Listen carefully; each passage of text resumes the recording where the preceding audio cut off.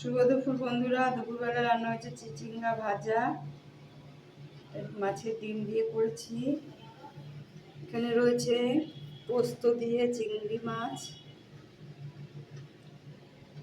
এটা রয়েছে বাছা মাছ, সর্ষে দিয়ে করেছি, সর্ষে আর বেগুন দিয়ে বাছা মাছের ঝাল।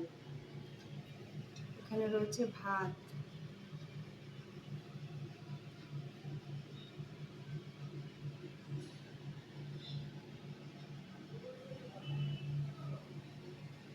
বাছা মাছটা খেতে তো দারুণ লাগছে, খেতে অসাধারণ হয়েছে।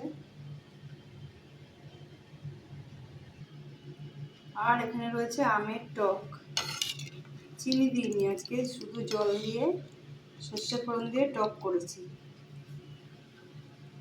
এই আজকে দুপুরের মেনু। চাটনি করি।